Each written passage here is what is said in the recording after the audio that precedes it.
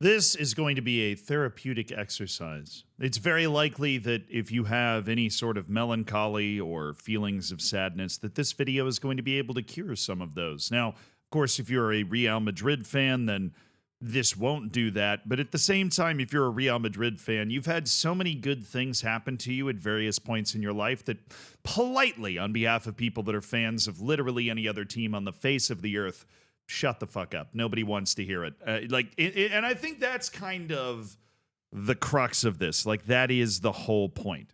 I respect how unbelievably good Real Madrid has been. I respect how unbelievably good at his job Florentino Perez is.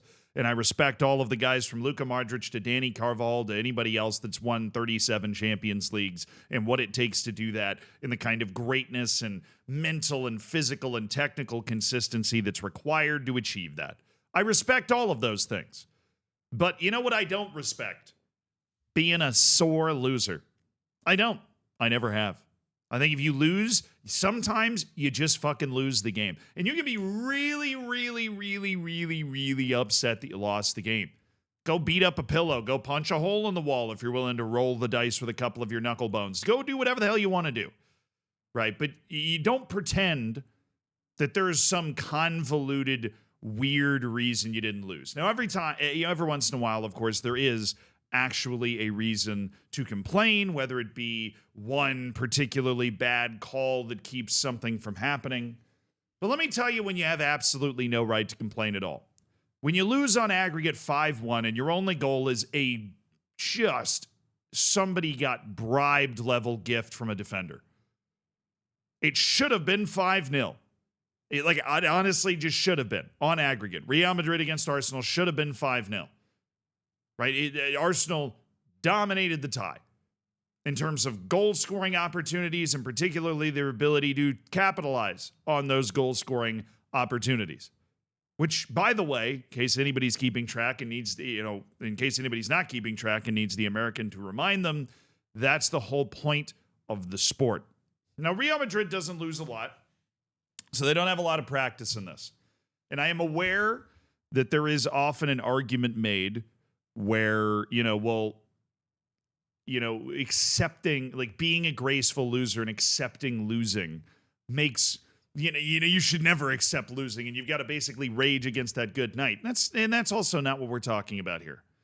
Because you can rage against that good night and not accept losing without being a petulant little skeezy little, whatever. You'll get what I'm talking about.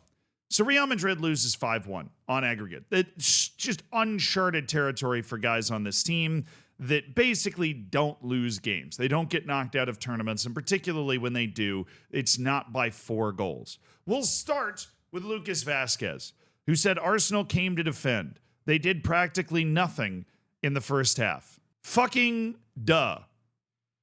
Obviously. I understand. Maybe, and I might even sympathize with people that are talking about a match that's maybe 0-0, and you see a club come in with a really passive approach. Or maybe a match where, they get a 1-goal lead and then they set up shop in a really aggressive way, kind of Atletico Madrid style. They employ the dark arts early.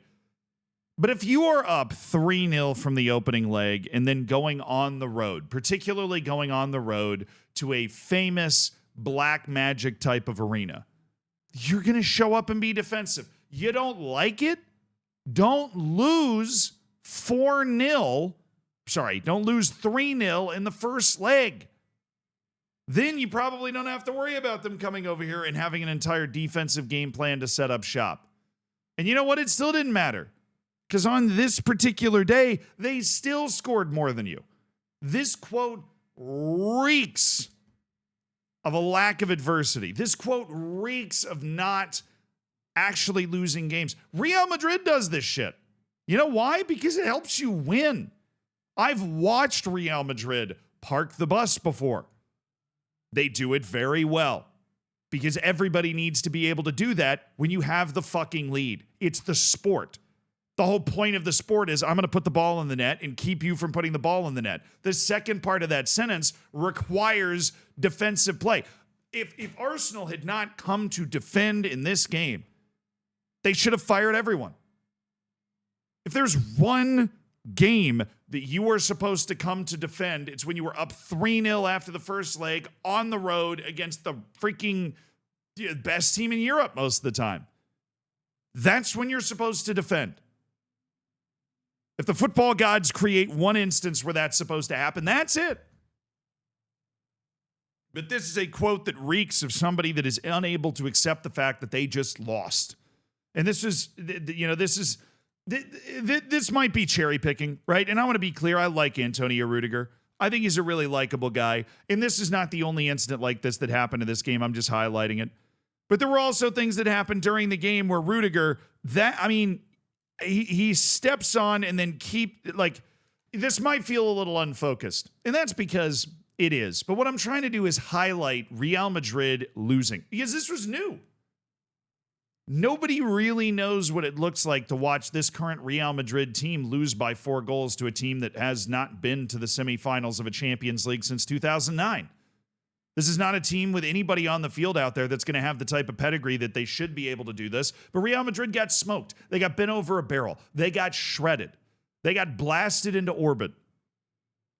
And each one of their players, I guess, was processing that in a particularly different way. Antonio Rudiger, as most center backs do, they speak the language of violence, Patrick.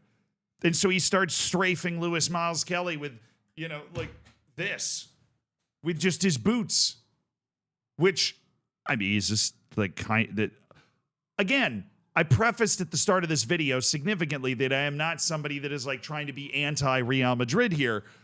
I feel like this could be given as a red card by a particular VAR official if they wanted to. But that's not the biggest one. The biggest one for me, mainly because the person doing it was Dani Carvajal, right? Lucas Vasquez has not been around as long as Carvajal. And obviously Lucas Vasquez, he's an incredibly talented player, but he is he's not one of the premier guys on the team. He is, in some senses, along for the ride. If you took Lucas Vasquez and put him on Chelsea, you would not instantly turn them into the best team in the Premier League. Where there are some guys on Real Madrid, whether it be Jude Bellingham, Kylian Mbappe, Vinicius Jr., maybe might be able to do that, right? He's not one of those guys. That's the point I'm making. And then Rudiger is Rudiger. He's kind of a caricature of himself. And even though he was taking out his anger with Jude Bellingham was kind of doing some of the same stuff, and they were getting really edgy towards the end of the match, that is almost a little more within the bounds of acceptable conduct. But this, from Dani Carvajal, this was just insane. This is Dani Carvajal, who, he's recovering from the ACL injury. He was not playing, which means he is basically a spectator, right? He is a member maybe of the Real Madrid match day team, maybe he's part of the coaching staff or something, but he's a dude that's not a player and not an official coach, that's just on the sideline. And he walks up and grabs the neck of Bukayo Saka and pulls him in to talk to him. And at first, this looks like a totally banal, normal conversation that's being had, oh, congratulations, great match, whatever. But at which point, Bukayo Saka kind of slaps his hand away, and Dani Carvajal continues to give these kinds of gratuitous pats on the back. And it becomes clear with the tug back by Dani Carvajal here that this is confrontational, right? That Dani Carvajal has decided to come forward and initiate a confrontation with Bukayo Saka. And I'm going to be honest, Arsenal is not short on punchable faces. They're not. Am I a man of particular violence? No. Am I going to be punching any faces? Of course not. But there are some people that if you're going to argue with, Arsenal's got them. Some people that you might dislike or they carry themselves in a particular way on the field and you're like,